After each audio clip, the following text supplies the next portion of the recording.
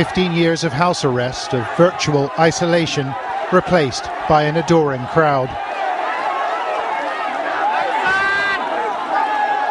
She was led to her podium and began with a greeting.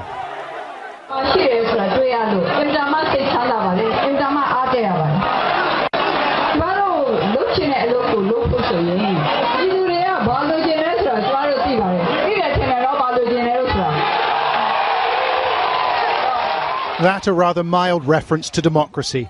The speech was deliberately low-key, her language infused with humility.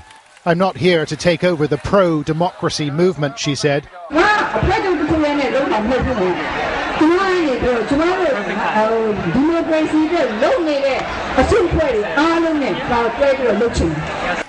Opposition parties which oppose Burma's military regime are badly split. Some participated in the last election. Ms. Suu Kyi's party refused, but she wasn't here to criticise. She came to offer her affection. As proof, she picked up a sign saying, "I love the people." There was another intended audience this afternoon, the military junta that runs this impoverished country. She was taking it slow, calling for dialogue, not a political revolution. She's being cautious and she's asking people to be very cautious and wait for the right time.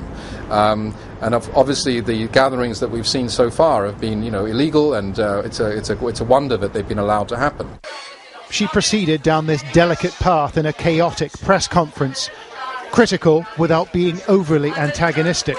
My detention and the detention of those many prisoners of conscience are not in accordance with the norms of justice. But that does not mean that I have been ill-treated personally. During my years of detention, I have been treated well, and I do appreciate that on a personal level.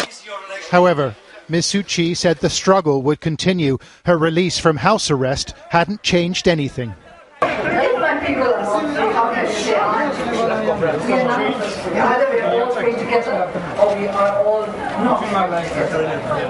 And there was a message for the Burmese people. Stand up for your rights, get involved in the political struggle, and let's do it together. This is what I've told them. I'm not going to be able to do it alone. You've got to do it with me. One person alone can't do anything as important as bringing against democracy.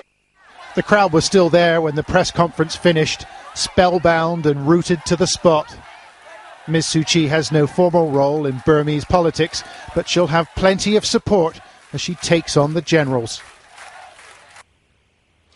Prince William joined British troops in Afghanistan today as they marked Remembrance Sunday. Before laying a wreath at Camp Bastion in Helmand province, the Prince said he was humbled by the support shown for the armed forces by the public.